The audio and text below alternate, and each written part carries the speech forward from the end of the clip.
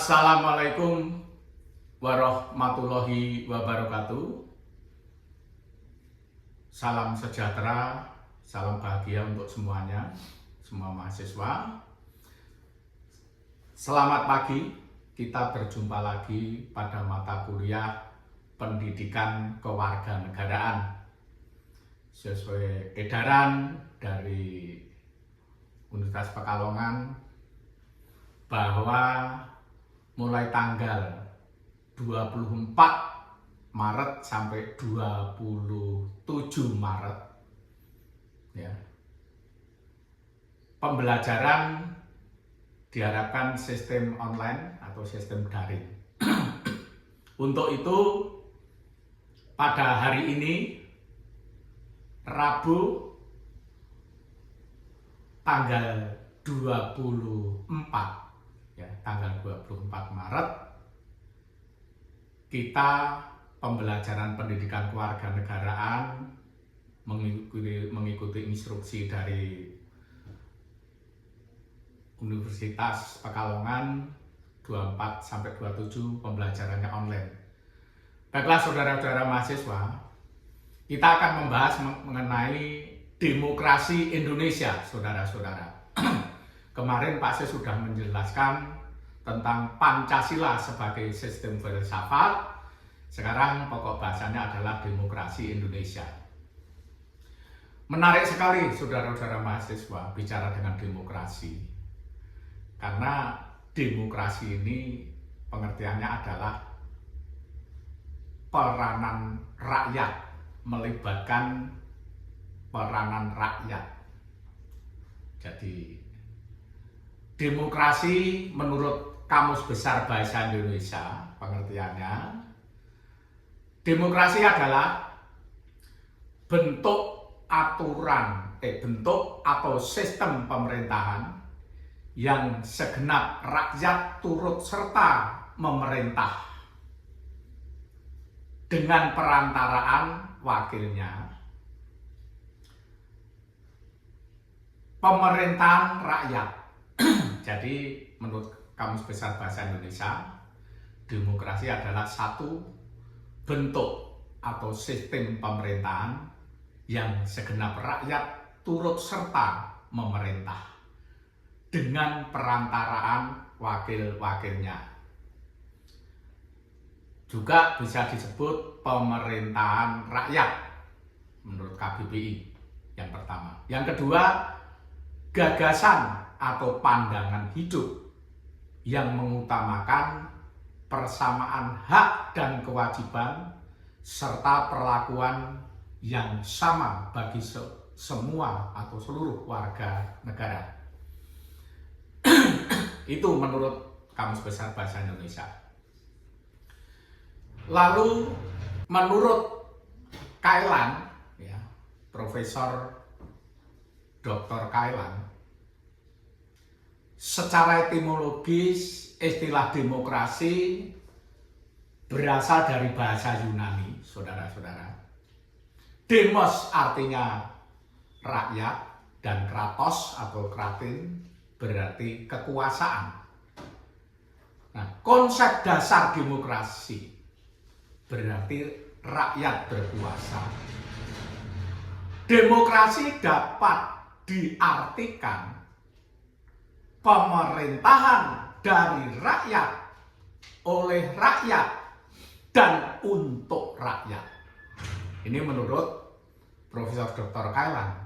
Jadi demokrasi dapat diartikan pemerintahan dari rakyat, oleh rakyat, dan untuk rakyat.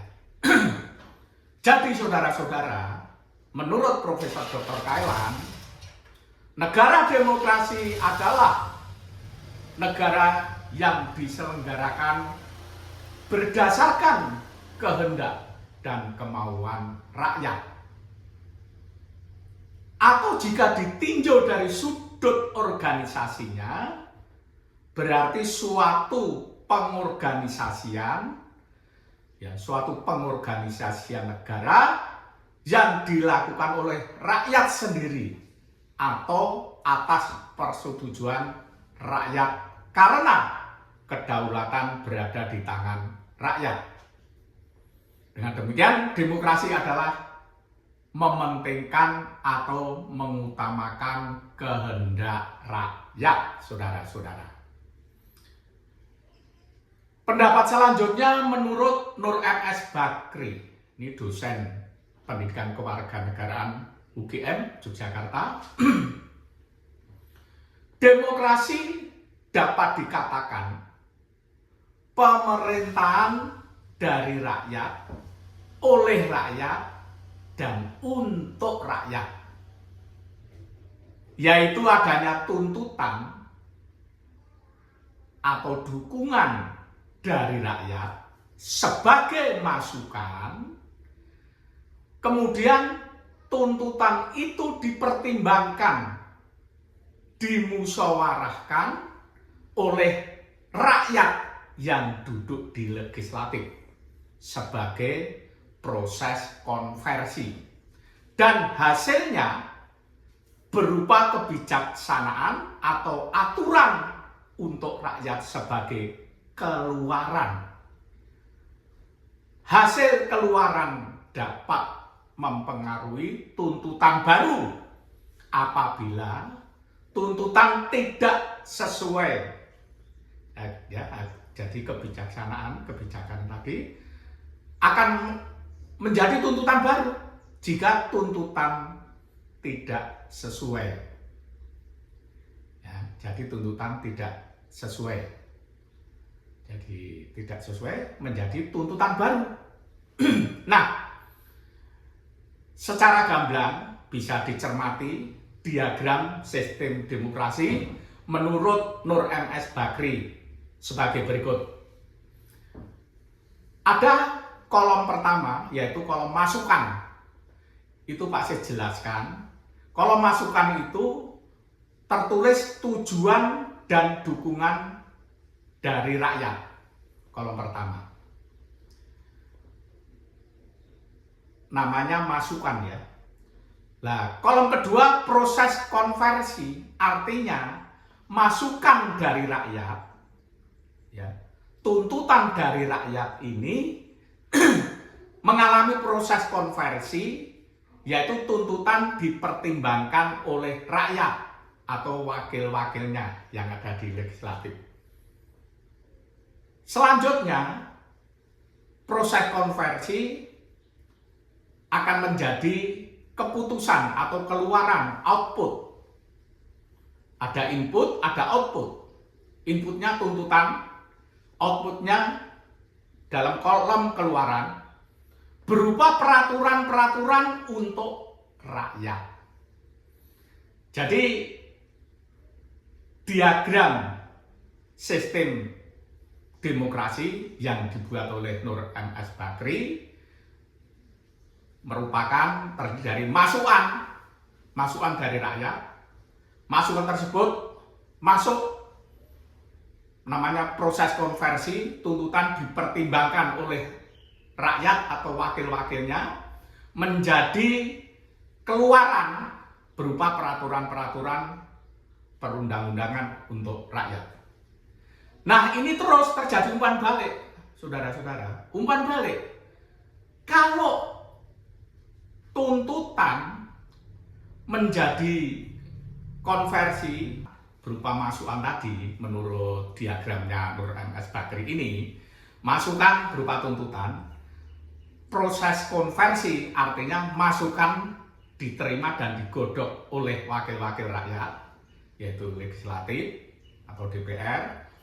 Setelah digodok menjadi keluaran dalam diagram sistem demokrasi. Keluaran berupa peraturan-peraturan untuk rakyat. Kalau ternyata keluaran output berupa peraturan-peraturan tidak sesuai kehendak rakyat, akan muncul tuntutan baru lagi. Inilah diagram sistem demokrasi yang dibuat oleh Nur M.S. Bakri. Itu saudara-saudara, maka diagram ini cermati, ini proses demokrasi yang ada di Indonesia. Lalu kita membahas selanjutnya adalah bentuk-bentuk demokrasi, saudara-saudara. Di negara-negara di dunia ini memiliki bentuk-bentuk demokrasi. Kita kalau menurut Torres, demokrasi dapat dilihat dari aspek formal demokrasinya. Menunjuk atau merujuk pada demokrasi dalam arti sistem pemerintahan. Hal ini dapat dilihat dalam berbagai pelaksanaan demokrasi di berbagai negara. Misalnya, negara menerapkan demokrasi dengan sistem presidensil atau parlementer. Sistem presidensil, sistem presiden ini adalah menekankan pentingnya pemilihan presiden secara langsung. Di Indonesia sudah diterapkan pemilihan presiden secara langsung, sehingga presiden terpilih mendapatkan mandat secara langsung oleh rakyat. Sistem ini kekuasaan eksekutif sepenuhnya di tangan presiden. Dan presiden sebagai berkedudukan sebagai kepala negara dan sebagai kepala pemerintahan kalau presidensial. Sistem presidensial ini juga memiliki pemisahan yang tegas, trias politika, yang disebut trias politika. Jadi sistem presidensial ini juga memiliki pemisahan yang tegas antara eksekutif, legislatif, dan yudikatif yang disebut trias politika. Di Indonesia, sistem presidensial mulai diterapkan setelah Dekret Presiden 5 Juli 1959 yang kita ketahui bersama. Sebelumnya Indonesia adalah memakai sistem parlementer, yaitu 1945 sampai 1959. Nah, saat parlementer 1945-1959 sebagai Perdana Menterinya yang pertama Sultan Syahrir 45 tahun 1945 sampai 1947. Itu saudara-saudara gambaran singkat menurut diagram sistem demokrasi menurut Nur M.S. Bakri. Tadi saya jelaskan mengenai sistem presidensil.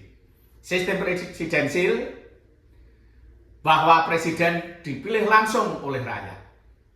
Sistem presidensil, presiden memegang kekuasaan, yaitu sebagai kepala negara dan sebagai kepala pemerintahan. Sistem presidensil juga memiliki pemisahan yang tegas antara eksekutif, legislatif, dan yudikatif. Nah, itu saudara-saudara. Selanjutnya, Pak Sis akan menjelaskan mengenai sistem parlementer, saudara-saudara. Sistem parlementer ini, kepala eksekutif atau pemerintahan dijabat atau dipegang oleh Perdana Menteri, PM, Perdana Menteri. Sedangkan kepala negara dipegang oleh Presiden atau bisa ratu. Nah, pemerintahan atau kabinet, pemerintahan dan kabinet ini bertanggung jawab kepada parlemen legislatif. Ini kalau sistem parlementer, jadi pemerintah beserta kabinetnya bertanggung jawab kepada parlemen atau legislatif.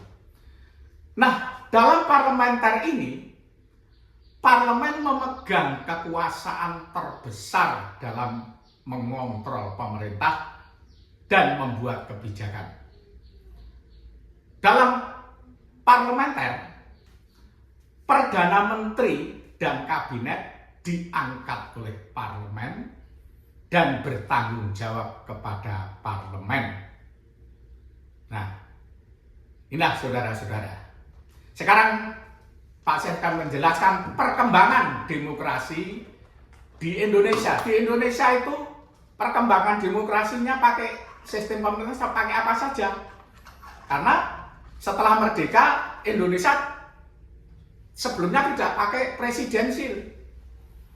Ya. Nah, akan Pak Syed jelaskan perkembangan demokrasi di Indonesia menurut buku Profesor Dr. Kaelan. Perkembangannya menurut Profesor Dr. Kaelan periode 1945 sampai 1959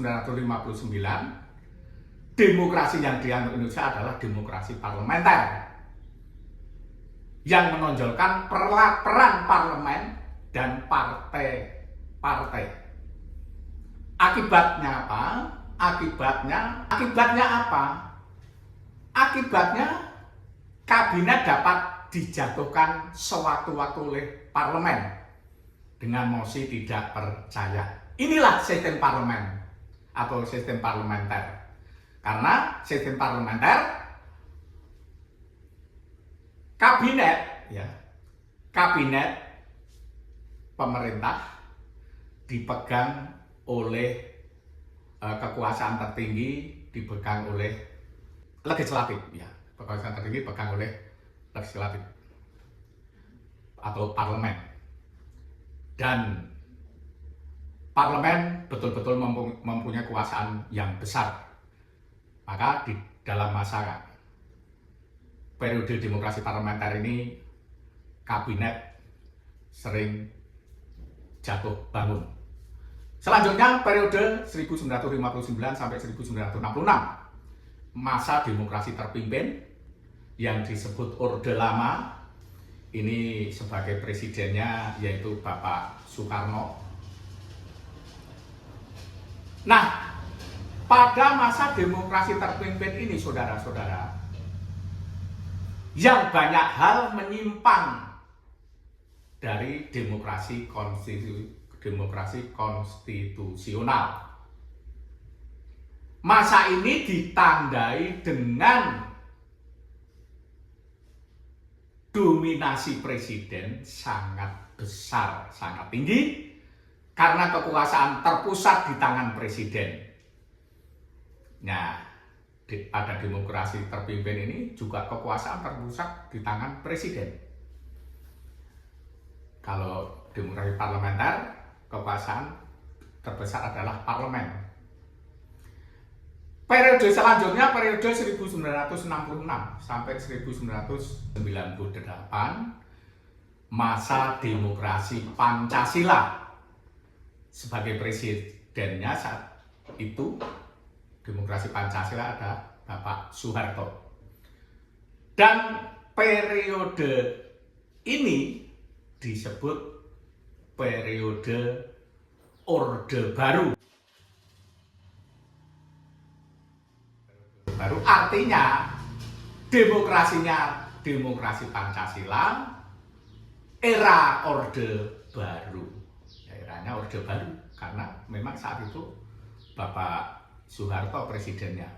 Itu era Orde Baru yang bertekad ingin melaksanakan Pancasila dan Undang-Undang Dasar 1945 secara murni dan konsekuen. Era Orde Baru yang merupakan demokrasi konstitusional yang menonjolkan sistem presidensial. Itu saudara-saudara. Selanjutnya setelah periode 1966-1998 periode presidensil, periode demokrasi terpimpin, ya dikatakan 1999 sampai sekarang masa demokrasi Pancasila juga, walaupun eranya berubah setelah Pak Soeharto mengundurkan diri sebagai presiden, berakhirlah periode demokrasi Pancasila era Orde Baru.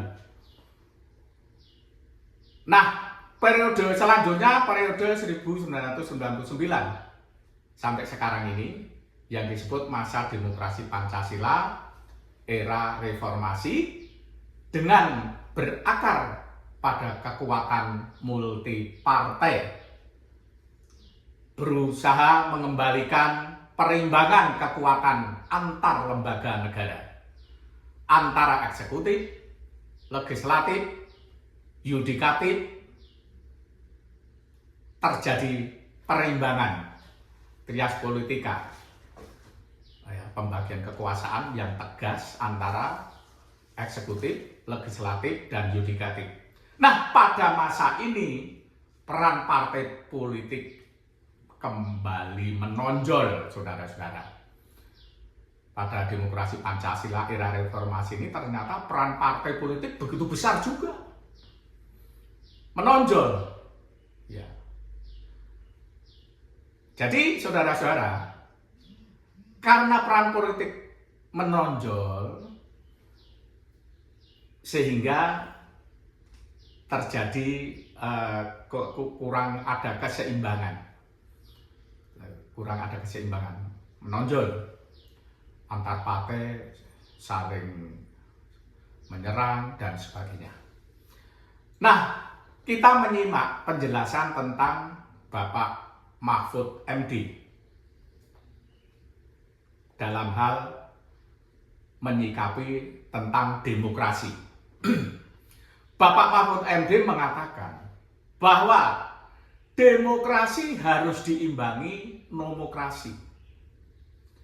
Jika di iklim demokrasi tidak ingin kacau, maka demokrasi harus diimbangi nomokrasi. Demokrasi harus diimbangi nomokrasi. Begitu penjelasan Pak Mahfud. Demokrasi adalah kedaulatan rakyat dan nomokrasi adalah kedaulatan hukum. Harus berjalan seiring, seirama. Ya. Demokrasi tanpa keadilan hukum. Jadi demokrasi tanpa keadilan hukum atau nomokrasi bisa terjadi chaos. Dan ya, anarkis.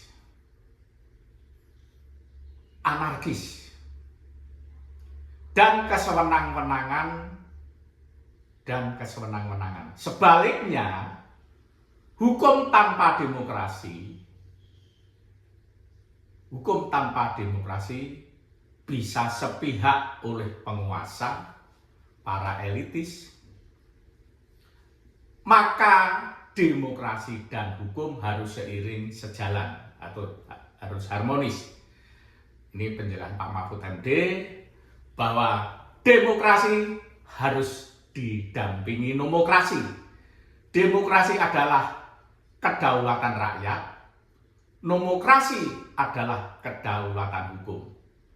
Jadi keduanya harus berjalan seiring, ya, sehingga diharapkan pelaksanaan demokrasi di Indonesia bisa berjalan dengan baik. Saya kira itu, saudara-saudara, penjelasan mengenai demokrasi di Indonesia yang tadi Pak Sus sudah sampaikan. Ya, oleh sebab itu, untuk lebih jelasnya nanti bisa dibaca di buku Pendidikan Kewarganegaraan karangan Profesor Dr. Kailan.